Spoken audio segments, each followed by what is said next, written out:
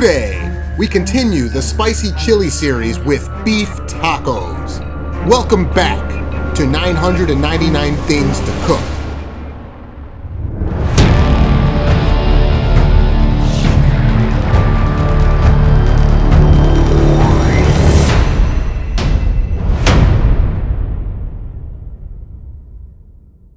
Now you know how to make tacos, right? You start with one of these. Ha! Over my dead body. We start with our spices. We have salt, black pepper, oregano, ancho chili powder, whole cumin seed, dried red hot peppers, homemade is best, dried poblanos, one fresh jalapeno, one fresh serrano, one yellow onion, some tomatoes, and cilantro. We start the prep with our fresh chilies. Slice up the serrano extremely nice and thin. Then do the same with the jalapeno. I decided to mince the jalapeno up since it was larger. Chop up that onion nicely, cut the tomatoes in half, scoop out the seeds, and then roughly dice them up. Now we prep the dried spices before we start cooking. A good amount of cumin seeds will be toasted until the aromas wake up. Then do the same with the dried poblanos and hot peppers. Get a good toast on them. In a pot goes some ground beef. Just cook it off until it's all browned up. Then strain the grease out. In an empty, clean pot goes a bit of oil on medium-high heat. Throw in that chopped onion and cook for a few minutes. After a few minutes, toss in that serrano and minced jalapeno. Then goes the tomatoes. Hit it with a good amount of salt and plenty of fresh cracked black pepper.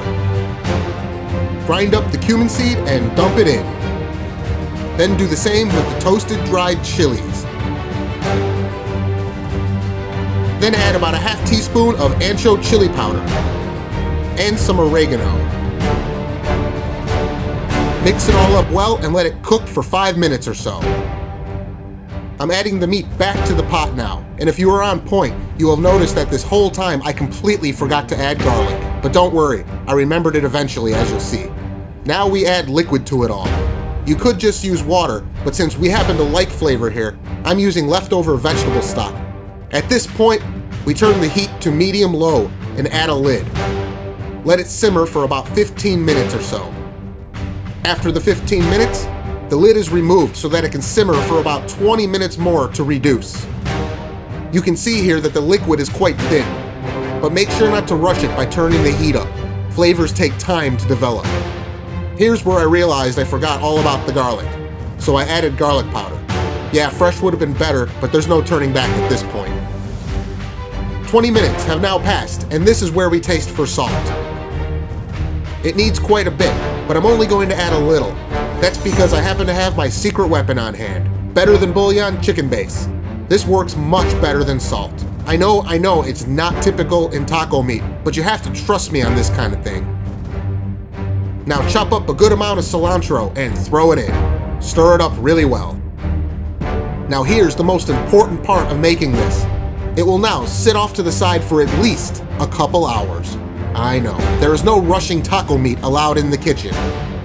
It's even better if you make this the night before. If you don't let this sit for a good long time, then don't blame me when the flavors aren't there. So while the meat sits, we have plenty of time to get some garnishes ready. I'm going way simple here with some shredded lettuce, crumbled queso fresco, and I'll prepare a very nice sour cream sauce. That is, until I realized the sour cream that I had was spoiled beyond belief. I'm not even going to get into it. It was 1:30 in the morning at this point, and there was no way to go to a store because of the lockdown. Human languages cannot adequately convey how pissed off I was at that moment. However, since there was no crying allowed in the kitchen, I carried on with a lime and a borrowed avocado off my family's countertop. On to the taco shells. We are making corn tortillas. We have some maseca. Dump in a good amount into a bowl and hit it with some salt. Then little by little, Drizzle some warm water in, using one hand to mix it around with your fingertips. It will start to make small clumps. Keep gently working it with your fingertips.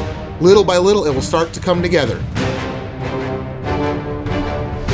Eventually, you will see a reasonable sized ball of dough that starts to form. When this happens, remove it from the bowl. Use your hands and just knead it, either on the countertop or like I am here holding it in the air between my hands. It will take just a couple minutes of doing this. It should be nice and smooth at the end. Then put it in a bowl and cover with a damp kitchen towel. Just let it sit on the counter for about 30 minutes before using it. We are making hard shell tacos here, so this calls for deep frying. Since these are corn tortillas, it only makes sense to use corn oil here. Bring the oil up to 350 degrees. Now, since I don't have a tortilla press, I'll show you how to make your own press. Rip a small piece off the dough and form it into a ball. Take a Ziploc bag that you have cut apart and place it onto a cutting board. Then place the dough ball on one side. Fold the plastic over the top. Then, use another cutting board and evenly press down slowly with all of your weight. You'd be surprised at how much pressure you actually have to add here. Then take the tortilla and lay it flat in the oil. When it rises to the top, use something to indent the middle of the tortilla to shape it like a taco shell the best that you can. These will puff up and become crispy with air inside. It's like 2 thin layers of crispy, flaky goodness, 10 times better than what you're gonna buy in the store. Repeat the fry process for all of your tortillas. Let cool on a rack and make sure there is no oil inside the hollow shells. If there is, just turn them upside down and let the oil drain out. There will be cracks in the shells to let the oil escape, so don't worry. Now you can build your taco masterpiece with whatever toppings you want on it. Just heat the taco meat back up that you so patiently let sit for at least 2 hours and go to town.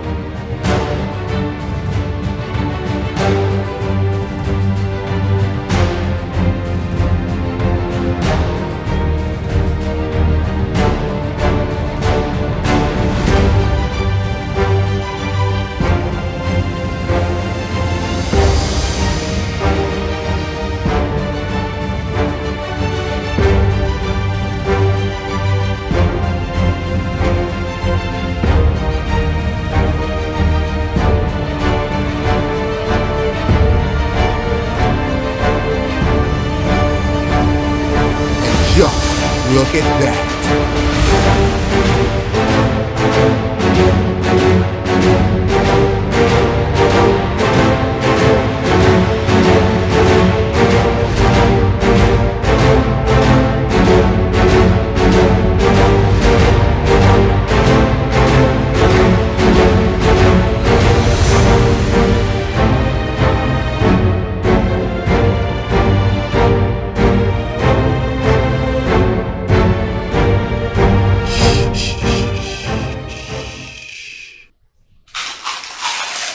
Listen to that crisp crunch.